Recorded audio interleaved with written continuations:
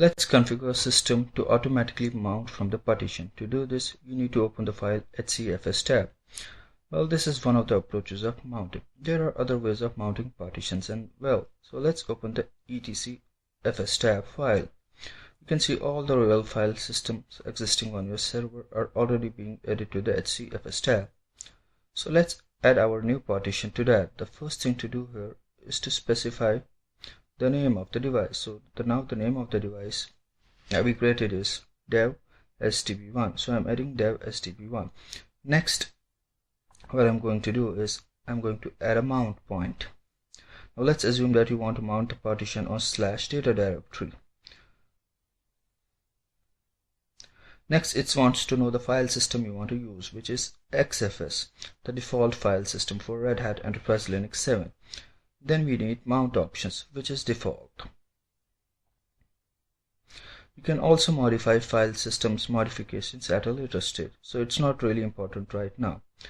Next we need is 1.1, which is for every real file system because it allows you to make backup of a file.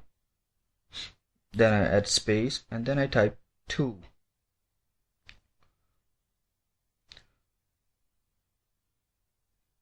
When I add 2, the 2 is going to take care of checking the file system while booting.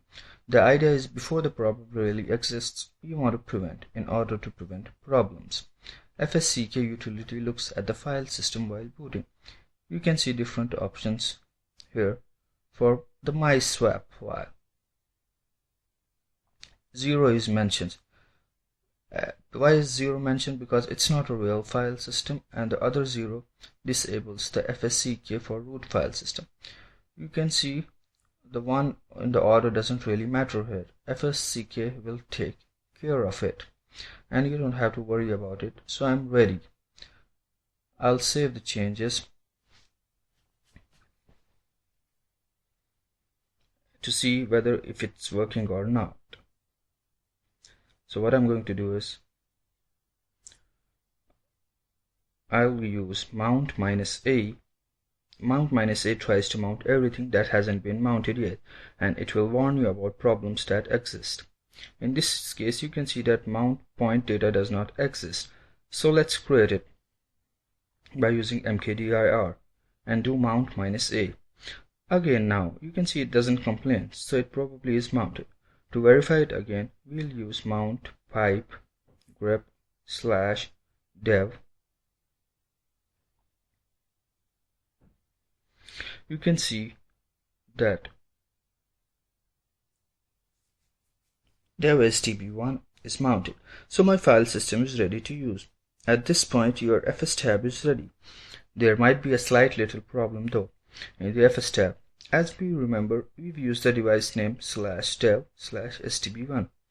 Now imagine at some point there are changes in storage topology of a server, and next time you reboot the server, dev stb1 has become dev ste1. Well, if that happens, your file system won't be mounted. Fortunately, there are different options you can use to mount file system, which we have already talked about. Now what I'm going to do is I'm going to check the block ID, the PLK ID. That's the label of the UUID. Let's have a look at BL, which shows labels and UUIDs. As you can see, dev stb1 has a label that says myFS. So if I want to set up the Fstab in a way that it will always work and even survive changes in storage topology, I'll remove dev stb1 and replace it with label myFS. That's it. Now imagine you have a file system that doesn't have a label yet. What you can do is you can use a new tool called xfs_admin. If you go back and press tab on xfs, you can see all the commands associated with xfs. So if I type xfs_admin -- help, so now I'll add a label to my device. What I'll do is I'll use xfs_admin admin minus uppercase L followed by the label. As I have already done, minus L boot device on dev sta1. So the new label is boot device, so that's okay. Let's do blk id to check if it's worked, and you can see by typing blk id my new label boot device is there, and that's how you use blk id.